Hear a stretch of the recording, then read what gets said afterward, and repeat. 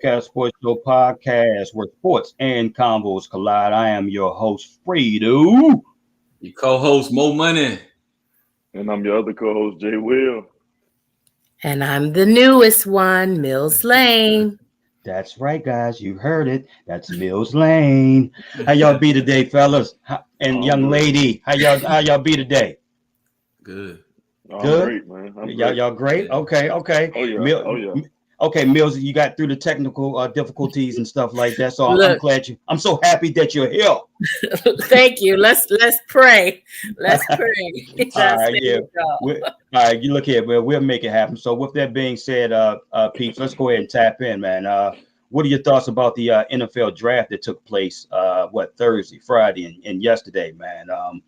In terms of my opinion, in terms of who won the actual draft, man, Baltimore and the Jets. Oh my gosh, man, the Jets. I mean, the Jets pretty much racked up, man. I mean, you talking about Sauce Gardner, Garrett Wilson, Jermaine Johnson. They traded from the second round back in the first round to grab him, which was pretty much mocked at 7th overall. Yeah. Then they get Breece Hall in the second round and Jeremy Ruckert, tight end out of Ohio State in the second and third round as well, man. Then Baltimore, I mean, they traded up to get Kyle Hamilton, Tyler Linderbaum, David Ojobo. You know what I'm saying? Although he tore his Achilles, and you know what I'm saying, in the workouts, what have you. But I mean, that is a premium draft pick, man. And not only that, you're gonna get a young beast that's gonna be hungry for the following year in 2023, man. So enough of me talk, man. What are your thoughts about that, guys? Can I start? Because I agree with you, Fred. No, I was gonna say that's the dream trifecta to get for the Jets. So I had them rated top 2. But the interesting thing is this is the first time in history, I think, that any team has drafted a player at 92 out of 100. Right. So at that draft score. So I mean, come on, Jets, Jets. You know what I'm saying? Yes, indeedy. Hey, my thing is the Jets gonna be the Jets, man. They're gonna have to show me. Right. They've been sucking pretty much my whole life, and man, unless that culture change, I don't see it. But Joe Namath ain't walking through that door, my bad. Hell nah. Because ain't been good since '69. But they could have not true, and they would have still been ass. Yeah, man. But look, the good thing is that the Commanders, you know, I don't know, the Jets and the Commanders got a backdoor deal, so this might end up working out for the Commanders because you know how they like to switch their wide receivers. You know what I'm saying? It might, but the team for me, Fred, I think we talked offline about it, and I said the Giants, man, they had a great job. You like, man, they can't mess that up. I kind of feel the same way with the Jets. When you drafting that high and you got your choice of the players, it's kind of hard to mess that up, right? So if I had to lean towards a winner, I would lean toward the Ravens, being able to do what they were doing at the back half of the draft. Even with that Hollywood Brown trade, I know Lamar was kind of upset, but you got to look at it. The wide receiver market is only going up. He's a pretty mediocre guy so far in the NFL. So to be able to get a first-round draft pick for him, it was great. And then Kyle Hamilton, man, I'm trying to tell y'all, in a couple of years, when we look back on this draft and he's in that Raven uniform, we're going to look back and say, how did he slip that far down the draft? This was a guy pre-draft was top 3. At some point, they had him as the top player in the draft. 1-2 with Thibodeau, right? So I think the Ravens hit it out the park. A couple of years from now, this could lead to a Super Bowl for them. So that's my thoughts. Yeah.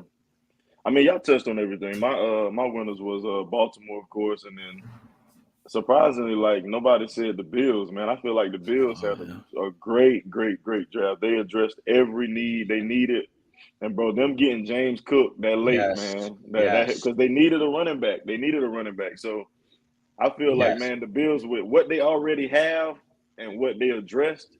I'm not looking at it as like, well, I guess the question is who won the draft, but I'm looking at it like in totality. I feel like the Bills won because of what they already have and what they got in the draft. I feel like the Bills won. I honestly feel like the Bills might make up that push to go to the Super Bowl like the AFC this year.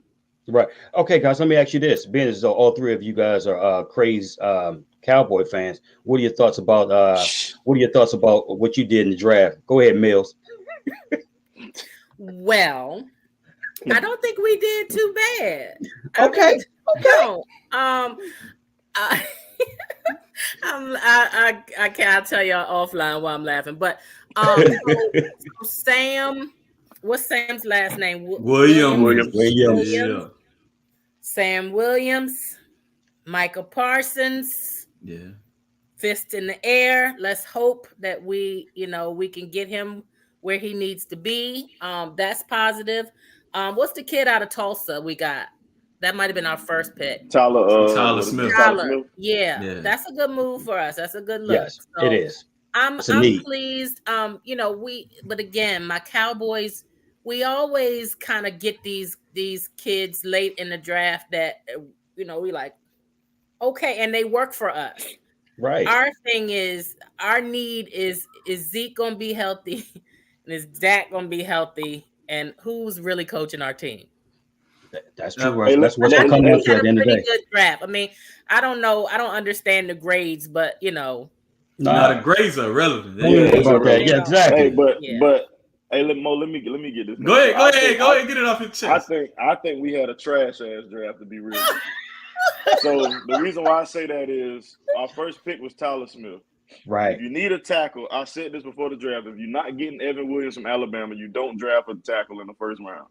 Reason being is because our problem with our line last year was holding penalties. So you go draft a tackle who has horrible technique, who's known for holding penalties. So you didn't upgrade shit. You got a raw young guy who's known for what held our line back last year. Yeah. So you draft him when you could have got another lineman in the second round. That would have been just about the same thing, because if it was Evan Williams and then it was rest of the tackles. It's a big difference. Right. So you let Jermaine Johnson slip. You let the damn Jets get him after you.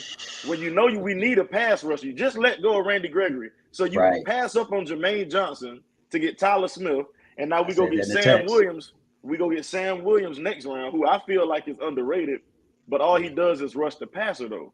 So you could have got, if you wanted a pass rusher, you should have got Jermaine Johnson first round. You could have got a tackle in the second round. Why? If you know you wanted a pass rusher that early for you to get him in the second round, why not get an elite pass rusher in the first round? I agree. And then you go get you a tackle in the second round, and then as well, I'm the biggest to get Anthony Brown the hell up out of Dallas, bro.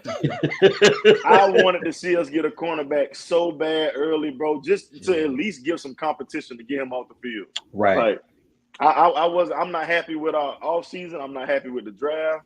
They just gonna have to show me otherwise when the season starts, man. Right. I'm right there with you, Jay. Where they're gonna have to show me, man. I'm a benefit of the doubt guy. The virtue of being a parent for about 15 years now. I'm a benefit of the doubt, but they're gonna have to show me, because I haven't liked the offseason. We were fugal as hell in the offseason, trying to bring in a bunch of veterans on these prove-it contracts. That's great. I mean, if they prove themselves, but they out there on the market at that low rate for a reason. You know what I mean? Right. Dante Fowler, James Washington, they haven't lived up to expectations thus far. Now that leads me to the draft. I'm different. I have a draft board and I do that thing and I go down. I don't get paid for that shit. So I'm not at the pro days, none of that, right? So I don't know if Tyler Smith is good or not, but I'm going to tell you what I do know. I do know the center from Iowa was the number one rated center in the draft, right? So if you want to go offensive lineman, why not go with the number one center in the draft, right? I agree. So that's where I had a problem, and it just kept snowballing from there to the point where I stopped watching the shit. Because every 3 drafts, the Cowboys do this where we kind of outsmart ourselves. You know what I'm saying? Like, you know people like that just have to prove how smart they are. We know you good at this draft and shit. We'll just stick to the natural board. And I'm not even talking about Mel Kiper shit, but everybody can't be wrong. When you reaching for a guy like Sam Williams, when you reaching for a guy like Tyler Smith, the draft grades on them were 2nd and 3rd tier of where you got him at. And then when going back in the 3rd round, I don't know if Tolbert gonna be a good wide receiver or not, but I know there was a 6'4" cornerback out there that ran a 4.3 that would have fit the system perfectly, right? Bro. Even if he couldn't play this year, because Tolbert might not play this year, to be honest with you. I don't think he any better than Semi Fehoko. I don't think he any better than anybody else that's on that roster right now. That tight end in the 4th round, that's when I turned the shit off. I had never heard of that kid. I said, I'm done with this shit. I can't watch it no more. We just out here drafting people to fucking draft. Just doing shit, man. Who is this guy? James Ferguson. You had a chance in the 1st round, if you really felt good about a tight end, take that tight end that was taken at the beginning of the 2nd round that the Bucks took, right? Mm-hmm. I don't get it, Fred. Like, I don't get it, Mills. I don't get it, Jay Will. But I've been a Cowboy skeptic for a while. I ain't think we was going to do shit last year. So maybe they'll prove me wrong. But guys. I mean, Tyler Smith, I mean, I think he proved more than what his tape showed, right? I think, I feel like stick to the professionals. And even though, we might have some suspect, decisions made, Dallas can coach a player. Right. I just believe that they can coach a player. I mean, this is they brought in kids that I'm like, who, what, we make our money off of our, trades. I feel like we get a superstar and then they just enhance us. But I really think they, I'm not going to sleep on Tyler Smith. I think, they know he just got to work on his technique. I definitely know. And, he put some paws on some people, so I'm good. He puts the wrong way up. I guess my problem with it, Mills, is not the player. Like, don't get it twisted. None of these players are busts because they don't ask to be drafted where they're drafted at. Yeah. Nor do they ask to get drafted into the systems or the situations. Right. My problem is when you talking about coaching, right, and you talking about coaching a player up, you had a finished product that was there and in the center from Iowa. Why would you draft a project in the 1st round when you have something that's polished? And I mean, Tyler Smith could grow up to be an all-pro Hall of Famer because nobody knew Larry Allen was going to be Larry Allen. And I don't think he's going to play tackle right out the gate. I think they're going to slide him in at left guard and let him develop. And eventually they may slide him in at left tackle when Tyron Smith retires or he just can't go anymore. But that's the issue when you talk about the draft and the grades. The grades are based off of value. Where was this player, slotted to go, and where did you take him? Sometimes, like I said, our problem is we want to look like freaking geniuses instead of just trusting the process. Yeah. Right. I can somewhat agree with that. Look here, guys. And me, Mo, Jonathan, we talk behind the scenes. I tell you all the time, man. I firmly believe I can run the Washington Commanders. It's not even a joke. I know we can laugh and stuff like that, man. But I firmly believe that I can run this daggone organization. I'm not too thrilled about our draft as well. I'm really not. I can understand what we did in terms of trading back in the 1st round to acquire more picks, and you pick up a nice young stud like Jahad Dotson and stuff like that. Mm-hmm. I like the other wide receiver out of Arkansas, but that's fine. That's not that. The problem I had is with the 47th overall pick. You guys know that I'm a Roll Tide Alabama fan all day, every day, twice on Sundays. Mm-hmm. I thought we picked up Fedarian Mathis way too early. He was actually marked like in the 3rd round or middle to late 3rd round. I didn't understand that. That's a situation where if you didn't have, you could have looked at a Nakobe Dean. I understand that his medicals didn't add up from a shoulder standpoint, but I mean, okay, if he wasn't there then for you, if you thought you was picking him early then okay, there was several trade back opportunities for you guys to pick up more picks. Okay, but that's neither here nor there. I'm looking at the 3rd round, the late 3rd round pick. We picked up B-Rob, running back out of Alabama. He was mocked 4th, 5th round. You're reaching. What are we doing? I get what you're trying to solidify. You're trying to control the middle of the field and stuff like that. I understand that. So I don't know if what I'm saying. I'm assuming we're trying to be a ball control offense and stuff like that. And not on that, they're looking, what I'm saying, they're looking at Antonio Gibson in terms of, hey man, you better get your act together because we bringing in another, what I'm saying, beast in here, what have you, that ain't scared to hit these holes. That's not dancing around or what have you. So that's something that you got to look at. Those 2 draft picks itself, I love the players. I just think that we picked it up way too early. I was looking at, we could have traded that pick. That 2nd round pick got more picks. You could have picked up a safety like a Nick Cross out of Maryland. One hell of an athlete. You know what I'm saying? Yeah. You could have done stuff like that, but we still didn't solidify the main need that we needed at the end of the day, and that's middle linebacker, guys. Mm-hmm. So we're going into 2022, 2023 with no middle linebacker. Right. And that's what I don't understand, guys. Yeah. And that's like the same thing with me, though. Like, not saying that I hate the Tyler Smith pick. I just don't agree with the timing of picking a tackle. Right. Because what helped us so much last year was the unexpectedness of how good our defense was in pass rush and turnovers. Right. So if you lose a guy like Randy Gregory, why not try to build back up what was a great part of your success on last year, which was your defensive line and the cornerbacks. You know, I mean, the secondary. Right. We forced a lot of turnovers. We got to the quarterback a good bit. So why not get a Jermaine Johnson? Not saying I just hate the Tyler Smith pick. It would have been a hell of a value pick for you guys, man. That's what I'm saying. I just hate the timing of the offensive lineman pick. I just hated the timing of it. Of course, we need a lineman, but when you got a Jermaine Johnson falling like that, bro, and you right there to get him, you got to get a guy like that, man, when you just lost Randy Gregory. You just lost a guy like Randy Gregory. You got all this extra money. You still got some veteran linemen that's in free agency. You could have got a lineman for 1 year. Yeah, you could have got a lineman for 1 year and got a great talent like Jermaine Johnson on that edge, bro. I just feel like the timing was bad for a lineman.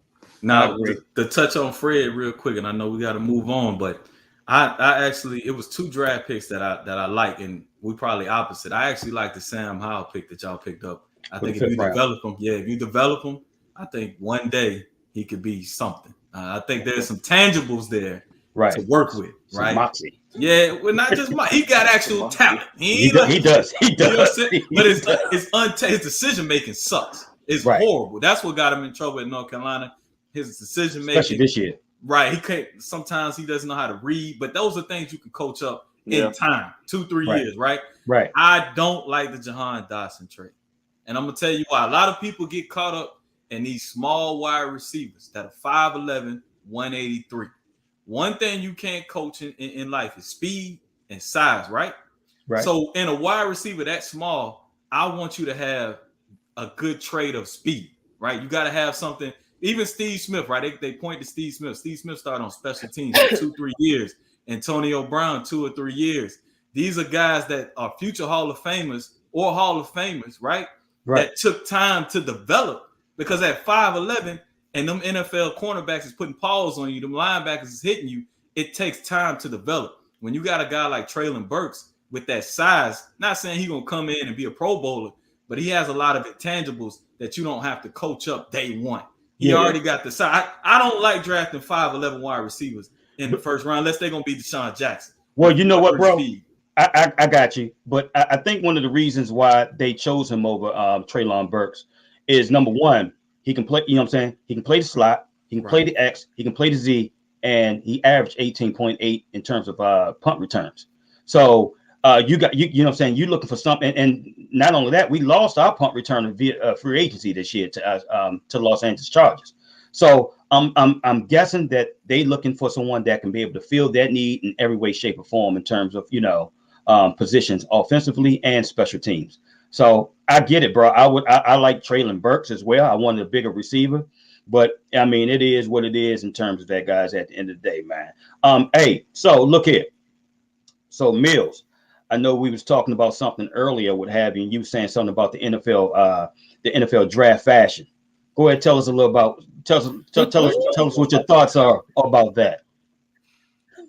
Man, so I was digging that so many big players got drafted early, because you don't usually see a lot of the big players fashion forward. I'll just say that, because they come so late, I probably just stopped watching. But anywho, I have a 3, and I want to see what y'all think about my top 3. Hold on, let me cue it up. All right, so third, I would say, if I going from bottom to top, my third best dress would be Jermaine Jackson. He had I saw what he had. Sorry, Jermaine Johnson. Right. That's why I said Jackson. My brain is on music time. So Jermaine Johnson, he had a golden abstract jacket. Oh yeah. He tied with Sauce Gardner, only because Sauce had that diamond encrusted ketchup bottle, whatever silliness that they spent way too much money on, or his agent spent way too much money on. I don't know. They got that money from the Jets. So, but you know, that's custom. So you know what I'm saying? That money'd already been sent out. So I don't know. Yep. Right. Of course. You can't just make that overnight. So my number 2 best dress, and I don't know where he went. N'Kobe Dean. He was from to the Eagles. Was he a Jordan? Mm-hmm. Yeah, to the Eagles. Mm-hmm. He went to the Eagles. That's it. He went to the Eagles, right? In 3rd round, maybe like that. He had on a pink suit, like a blush suit. He was dressed cute. He had the little top hat on, kind of like Cam Newton, but he had on this white leather harness. He was fresh. That was nice. My number 1 best dressed at the NFL draft had to be Chris Olave's dad. Okay. Did you see Chris Olave's dad? I ain't seen it. I missed it. I wasn't looking for that nigga. But wait, he had on like this white suit, but I had to give him a double take. I was like, okay, is that Sammy Sosa? Oh, I just, like, got a light-skinned friend, look like Sammy Sosa. Got a dark-skinned friend, like Sammy Sosa. I was like, that's Sammy Sosa. Not the bleach Sammy Sosa. Yeah, he was killing. Oh man, yeah. I mean, Sammy Sosa. I like what N'Kobe Dean had on. That was drip right there. I was feeling that, and I like Kyle Hamilton. I like Kyle Hamilton and Sauce Gardner in terms of what they had on as well. Yeah, I like Sauce. Yeah. That's more of my look. You know what I'm saying? Yeah, he do look like Sammy Sosa. He do like Sammy Sosa. He in the Cuban mob or something. Yeah, something for real, bro. Yes.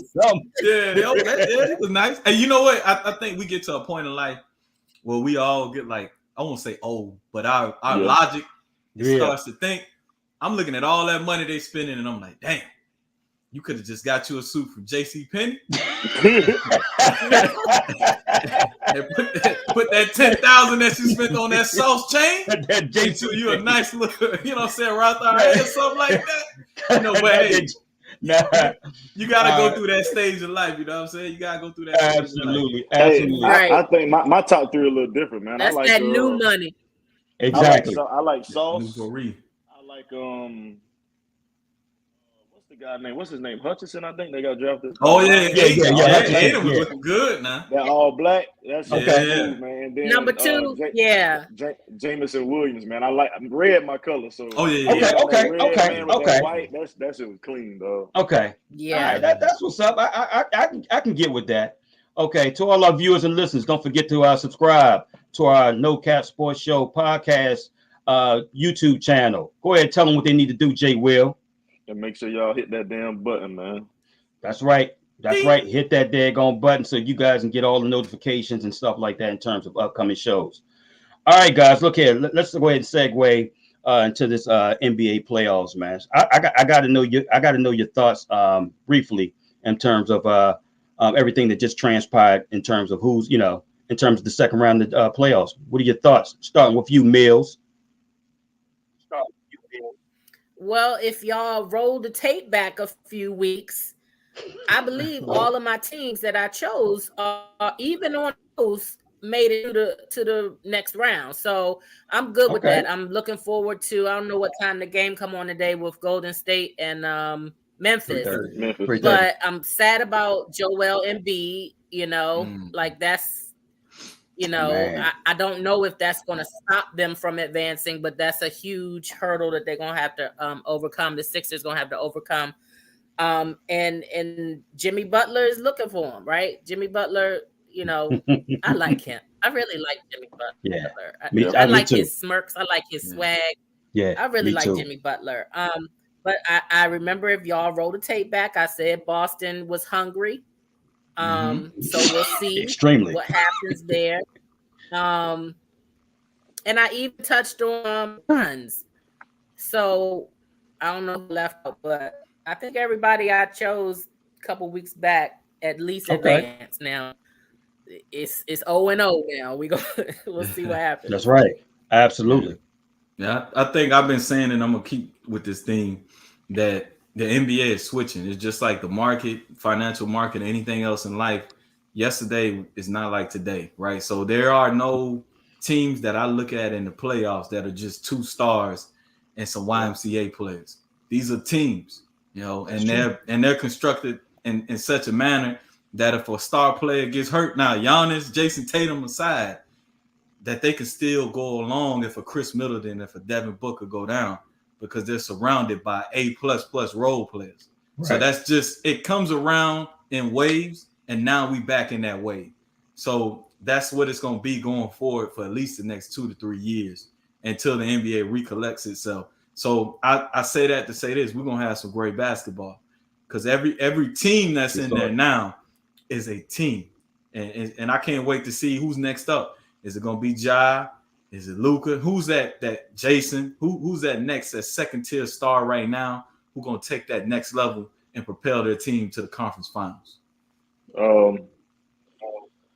Man, I feel like it's crazy to say this because I'm a damn Laker fan, but I think Boston is gonna come out of the East and they might win the shit, bro. Like what they did to Brooklyn was impressive, bro. It's tough to beat them guys, man. When you know what Tatum and Jaylen Brown gonna do. I mean, that's self-explanatory. But when you got Marcus Smart getting 20 points, 8 dimes, 6 rebounds, and he's guarding your best player, like it's tough, man. They can throw so many bodies at you. They got great help. Robert Williams back, bro. It's gonna be tough to beat them boys. They keep playing the way they playing, and Mo, I ain't gonna lie, man. All these are teams who can excel without their star, except Memphis, man. If go down, Memphis sick.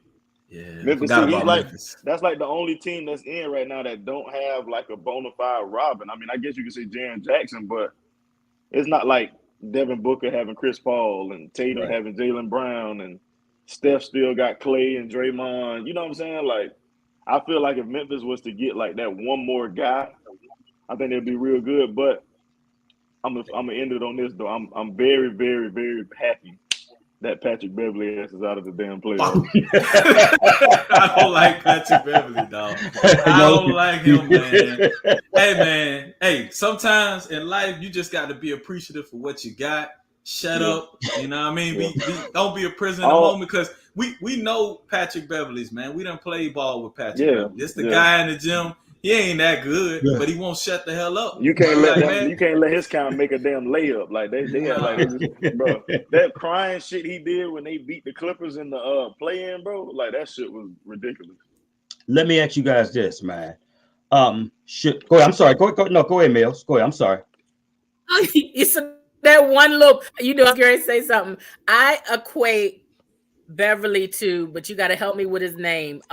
He used to be y'all cornerback for the Commanders. Josh Norman? Delano. D'Angelo Hall. D'Angelo Hall. I couldn't stand him. Hey, but hey, Mills though. Hey, hold on. I'm gonna stop you, Mills. D'Angelo Hall was a Pro Bowler now. Yeah. Hey, D'Angelo Hall was a baller now. Patrick Beverly never was sniff a damn all.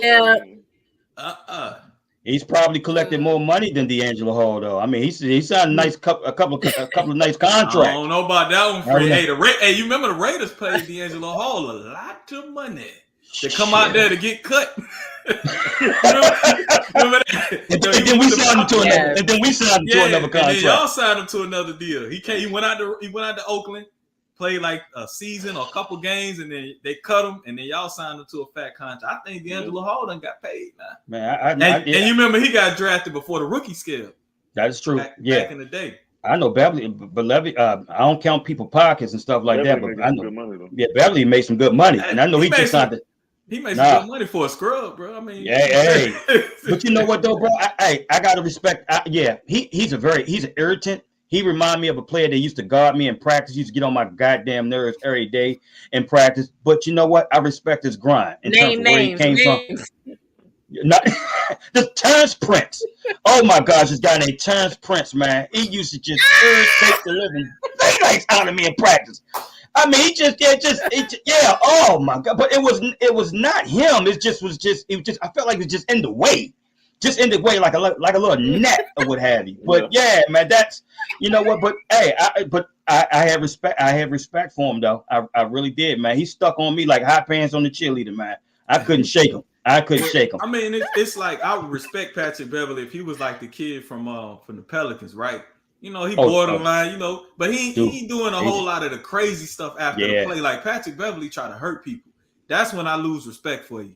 Like go out there, play hard. Come with the situation with him and Russell Westbrook, yeah. Not just him and Russell. It's been a lot of players that he's been stepping underneath or pushing while they're in the air and stuff like that. I can't respect that. Right. Okay. So look at guys. Before we go into our other segue, let me ask you guys something, man. What in terms of the Brooklyn Nets, you GM coach, what would you do to change this team? Or you know what I'm saying? Or or is it a chemistry issue? Yes. Is it a Kyrie issue? Is it a KD leadership issue? I.e., Jason told me this. Jay Will told me this in the beginning of the year. I mean, what is it a Steve Nash issue? Can Kyrie and KD play together? No. You know what I'm saying? Or Fred, you literally getting every solution to y'all problems, bro. You just ask every question you ask is a problem. Every question. Yes, every question. And you can't win like that. Like I'm gonna go right because we had a conversation about LeBron and KD last year in the playoffs. Okay. And I said the problem with KD is LeBron has his warts, but nobody's perfect. But he's not a leader. When you look at him and Giannis and you compare them, people want to follow Giannis. People want to follow LeBron. Or if they don't, he make you follow him or he trade your ass. Either way, it's either get down or lay down with LeBron. There ain't no in between, right? The problem with the Brooklyn Nets, right? And this is the one problem that me and Jay will have with KD. If you're going to beat a man, you got to be a man. You can't dance around that shit. When shit get hot and it get thick in the kitchen, you can't like back out and be like, oh well shit, Kyrie ain't get the shot. You gotta stand on that. And also you gotta be a lot smarter with your decision making. Do you understand you at one point were the best playing basketball and some still believe that? You have a lot of clout. You don't need to be following around with Kyrie I still say what you feel. Man, this is no cap. Bro, he do some shit that I don't understand. And I ain't talking about no religion or none of that. I'm talking about just no self-awareness, man. Agree. Bro, you don't even have a contract and you talking about how you gonna build the Brooklyn Nets. they ain't give you a contract. You might not be in the plans, bro. That's but it started off wrong with them, and I'm gonna let everybody else go. You can't come into a situation. This is what happened to the Clippers. This is what happened to the Lakers. When they were building these young teams, you come in and you say, I don't want Jared Allen. I don't want Karis LeVert. We don't need D'Angelo Russell. We don't need Spencer Dinwiddie. Mm-hmm. Bro, that was the nucleus of that team. If you would have just came and been Kevin Durant, I don't need Kenny Atkinson, a coach that turned around a Brooklyn Nets franchise from the abyss. So you did it to yourself. He had all the ingredients to make a great championship team, not just 1 year, but many years. Cool.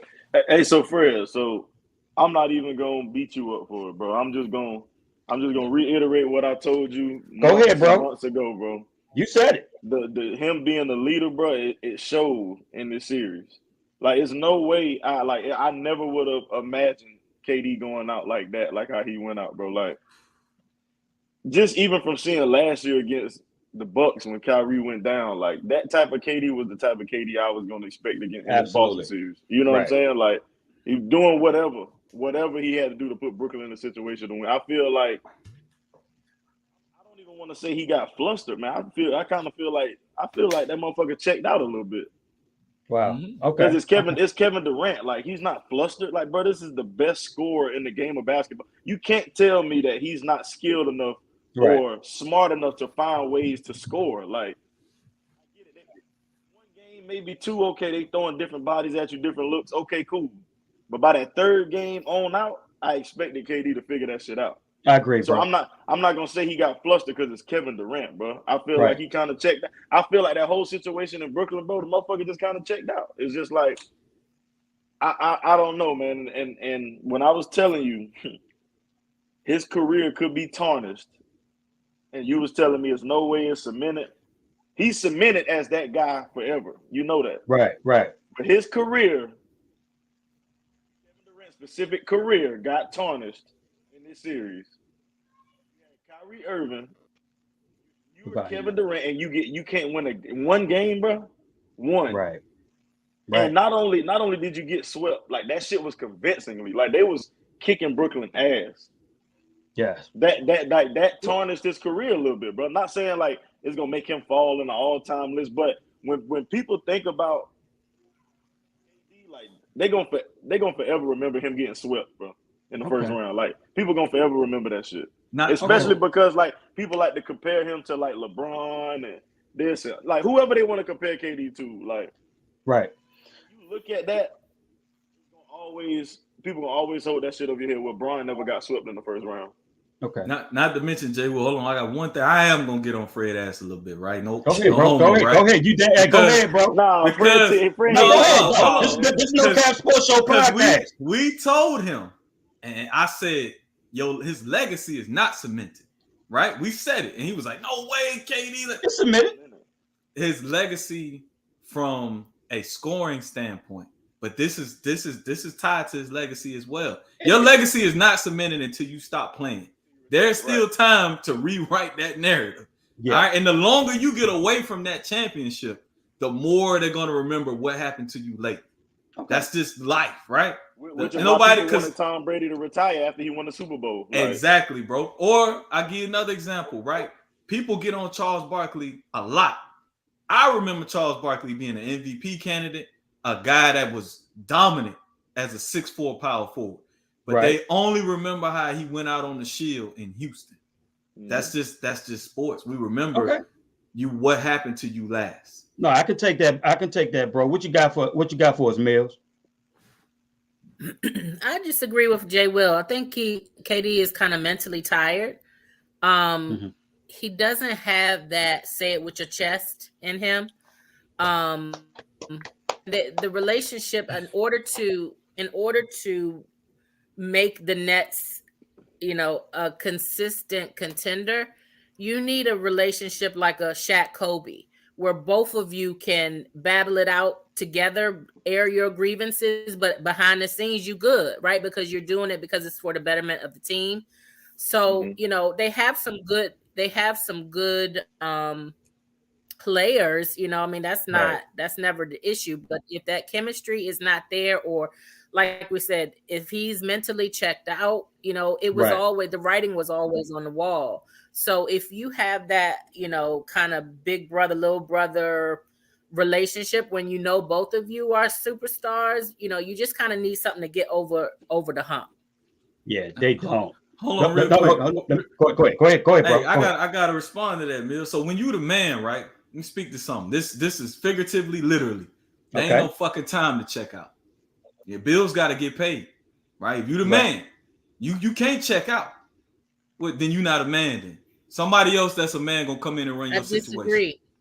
Oh, that's life. Or if you a woman and you the head of what you doing, right? Somebody's not a man if he's mentally tired. Like, you know what I'm saying? Right. Like that's something you can get. Hey, let's get your doctor note. It's unfortunate. Yeah, you're getting paid a whole lot of money, but do that mean you can't have a moment?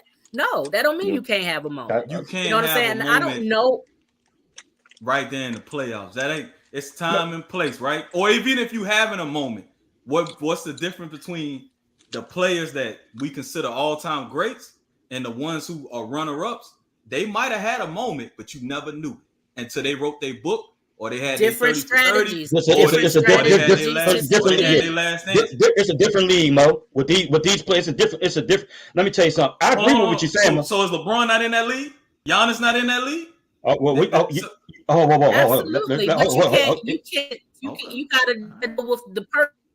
You got to deal with one. You can't say because they're all good in basketball that their mental strength is all the same, and because they may check out a minute that they're not a man. That I'm gonna call foul on that every time. Hold on. Now LeBron had him. Now let's not forget. Now let's go back to revisionist history here. LeBron had a moment in that Dallas series when he played with Miami.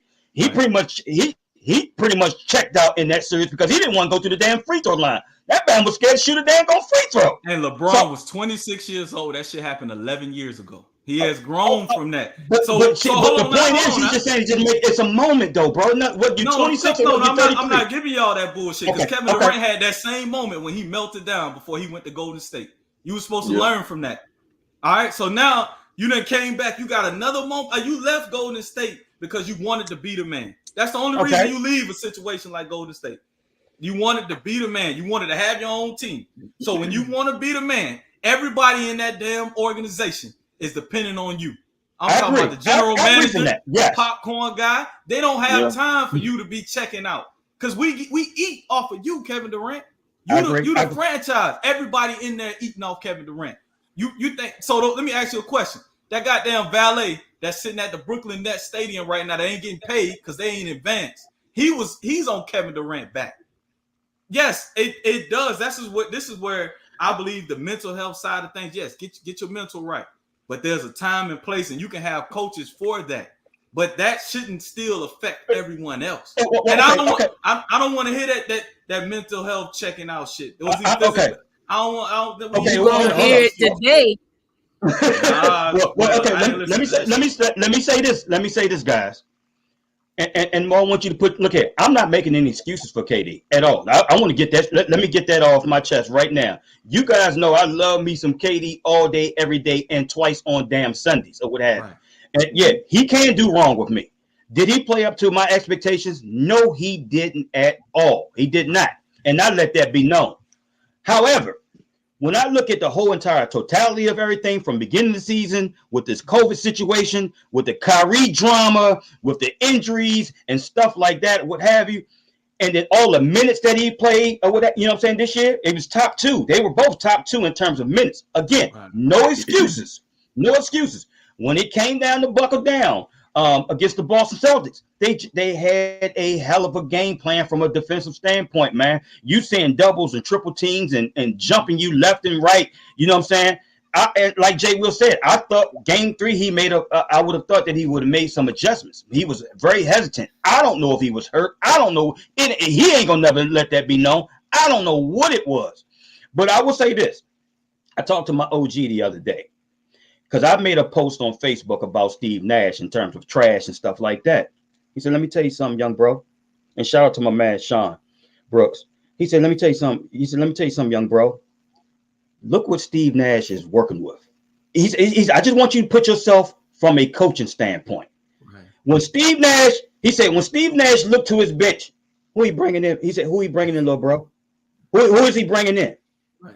Who is he bringing in at the end of the day? Who is he pointing at? You know what I'm saying? He said, Udoka, and the coach from Boston Celtics, yeah, he can do that all day long. But Steve Nash, he said he don't have those options. He don't have no options. He got to pretty much ride with, you know what I'm saying, what's dealt.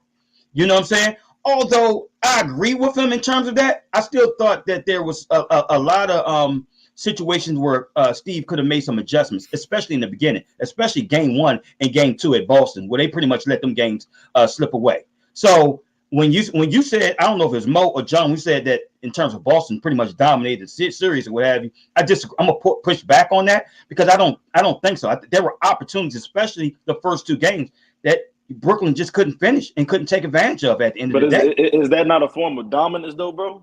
Yeah. Nah, I don't think so. In my opinion, because it's not like Brooklyn. They lost at the buzzer, bro. Game 1, man, off a defensive assignment that wasn't. You know what I'm saying? Listen, Fred. So it's not like you got a 7-point lead and you out here blowing wide open layups. No, you had a 7-point lead. Boston buckled down on defense and forced you to take tough shots, and they capitalized on bad shots. That's dominance. If we can lock in and play D to force you to now take nothing but tough shots, and if you're not hitting tough shots. If we can flip a switch at any moment and make everything hard for you on offense, that's dominant, bro. Okay. And again, we will agree. Blowing the lead don't always mean blow. No, Boston forced them to lose that lead. Oh, so Boston forced KD to miss. So Boston forced KD to go 0 for 10 in the second game off of easily made shots that he normally makes. First game, you just said the first game. Okay, so the second game. I'm speaking on the first game. Okay, gotcha. First game right now. So if you got every lead that you lose, don't mean you blew it. No, if a team buckles down and flip that switch, you didn't just blow that lead because you're not out here doing what you want to do and miss an easy layup. No, we buckled down and made you take tough shots. You missed those tough shots. We came and we capitalized on offense. So you didn't just blow a lead. Okay. And then we flipped that switch and we came back. That's a sign of that Boston basically showed that series. Superior team, bro. Obviously, they were the superior. We had a conversation about LeBron James a while back, and we said, "Hey, he's the de facto GM," and I said every star player has that kind of ability to affect the franchise, and rightfully so. We all agreed that LeBron and AD they put themselves in this situation because they traded away so many teammates. When Steve Nash don't have a bench, whose fault is that? That you wanted to go out and get James Harden. And you traded for Ben Simmons, not knowing his physical state. That's your fault. And Mills, to answer your question, from an organization standpoint, correct? All of it. But KD being a man, though, you got to step up. Not like the man, but the man. Basketball, since he's the face of. You got to step in there and be like, no, that ain't going down. And as far as the mental health point, Mills, my thing is, when you dig yourself into a hole, right? Self-inflicted, because you wanted to play with Kyrie. You allowed them to trade all these players away. When the shit get hard and it get thick, you cannot run away from it. You gotta buckle down. What I was gonna say. And you gotta face that shit. You gotta face it. You put yourself in those positions. Kyrie ain't just get this way. He been that way his whole life. And you knew that because you his boy. You knew that he wasn't reliable. We all know those certain people in life that aren't really reliable. And James Harden ain't just started hanging with the little baby. Or just start going to clubs and stuff. He been doing that since Oklahoma City, bro. So these are guys, right? Let's think about this, right? We got a business. These the partners you choose to have to write your legacy. You gotta own that. Go ahead. What you got, Mills? I don't think that he's not owning it. I don't think that, when it comes down to it, in the next couple of weeks we'll probably hear more from him. But what I heard you two say was that he was not a man and not mentally strong is what I was hearing you say. And I don't think that because he checked out, I mean, they look bad. I mean, like I said, I even said Boston is hungry, right? And there is really, when you have a team that's hungry, there is nothing you can do. You can go on some runs, but there is nothing you can do. But when that relationship is not tight, and you may or may not be dealing with some things because you have the weight of the world, who knows? Did I make a mistake, bringing Kyrie here, wanting to be his teammate? Did I make a mistake in some other things? Is my body finally really breaking down to a point where I cannot come back to the height where I was? So, I'm totally a proponent for mental health. You can see it, right? A lot of times when we see a team where everybody's looking down and there is nothing you can do, the shots are not falling, you are, make silly mistakes and you keep shooting bricks and they keep stealing the ball and getting easy layups. There's literally nothing you can do. But yes, he does have the weight of the world on his shoulders. And yes, he probably is saying, yeah, I made some mistakes. So give that man that, right? We gave LeBron that. You know what I'm saying? Everybody has a bad look at some point. But we don't give LeBron that. Hold on, Mo. I got to chemistry. This is good. Go ahead. Listen. The reason why I'm not giving KD I'm just saying, with the Nets, it comes down with. I'm sorry. Go ahead. No, you go ahead. Finish what you guys say. I thought you was finished. Go ahead. Yeah, go ahead. Finish it. Go ahead, Mills. No, I'm just saying with the Nets, it comes down to chemistry. Having Steve Nash, coach. He's not there yet, right? He's not. Again, if you don't have that Shaq, Kobe, or adjacent relationship where you can say this is. But he chose this, Mills, and everybody is all in. Right. I can't hear you. I said, but he chose now to what the fellow was saying. He chose this at the end of the day. Yes. Okay, but you got a great point, though. Absolutely, and it's not even that he's not any fault on him. Right. But again, I go back to whatever he's dealing with. It's clear that you're dealing with something. Yeah. Do you need to get it together if you want to be in the league 3 to 5 more years? Absolutely. Do you need to pull the play if you can hand pick? perhaps you handpick some younger cats that will look up to you and listen to you because Kyrie ain't it. Right.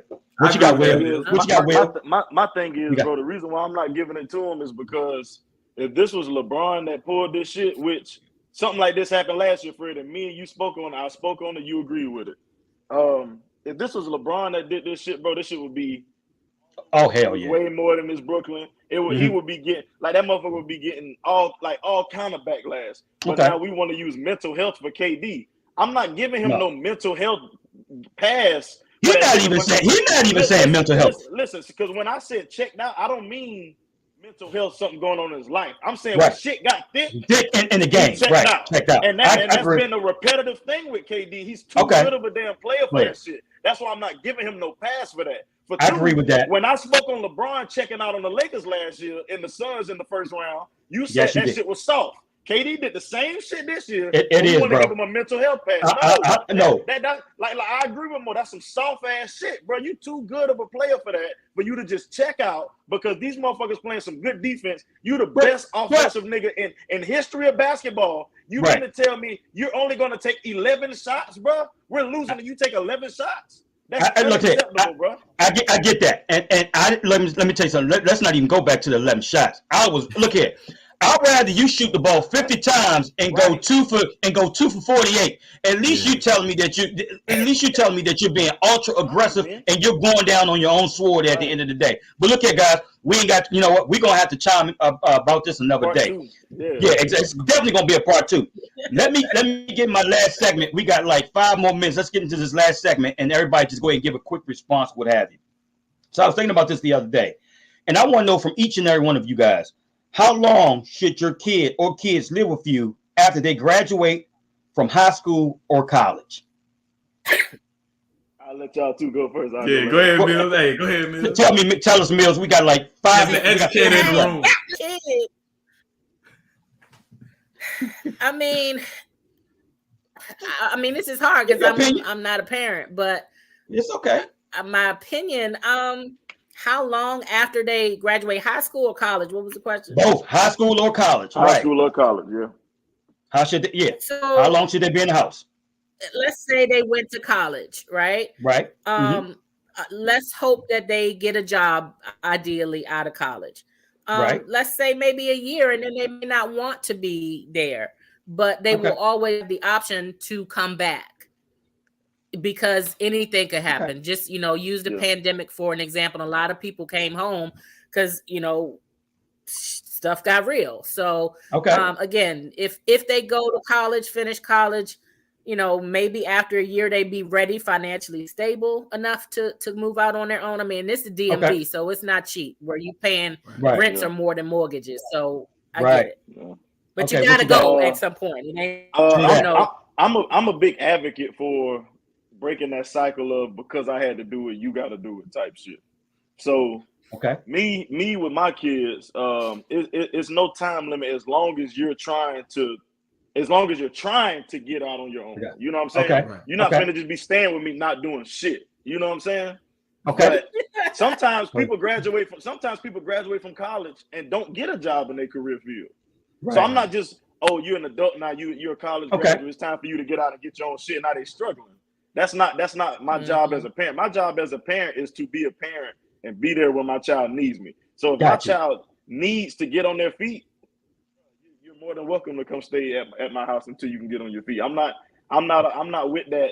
Oh, you're an adult. You're 24 years old. You need to have your own crib. I'm not with all that. Okay, so what you got, Mo? My thing is it come down to a plan, right?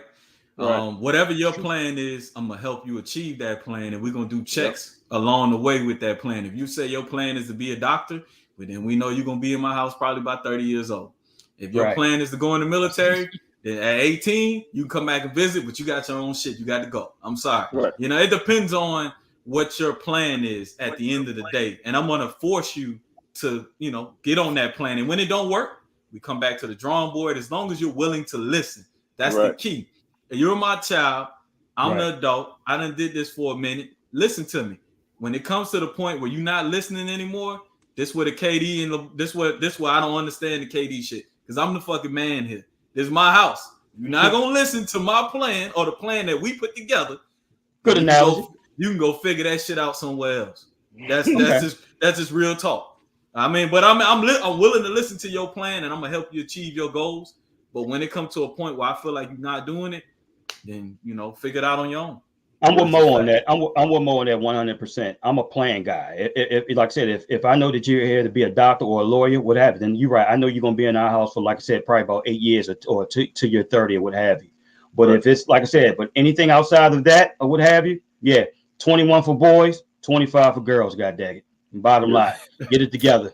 Get it together, because look here, man. You gotta live life as if me and your mom is not gonna be here, and you got to figure it out. Our job is already done. We've instilled all the values and morals in you. It's your job to take what we instilled in you to go ahead and make it happen, so you can go ahead and follow your path in life, what have you.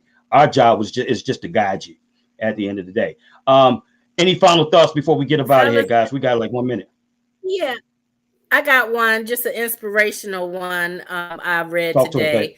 And I'm gonna just read it because I don't want to mess it up. In 2015, Jameis Winston left Florida State for the NFL. Since then, he's been taking online courses to finish his required work. Yesterday, he graduated from Florida State University. So shout out to Jameis. It is right there.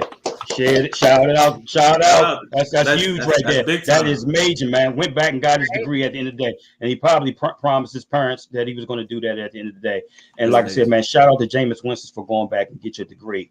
Look here, guys. Hey, another bomb show. Yep. Hey, man, another bomb show. No, next week. Well, we all look at, we're off next week, guys. We're off next week. We'll see you guys on the 15th of we'll see you guys. What? Oh, no, I'm sorry. What is it? Today is 15th of May. Okay, so right. All right, cool. So we'll actually see you guys on that. On that Wednesday, which would be the 19th, right? 19th. Okay, guys. 18th. Other than that, good night. God bless, and we'll see ya.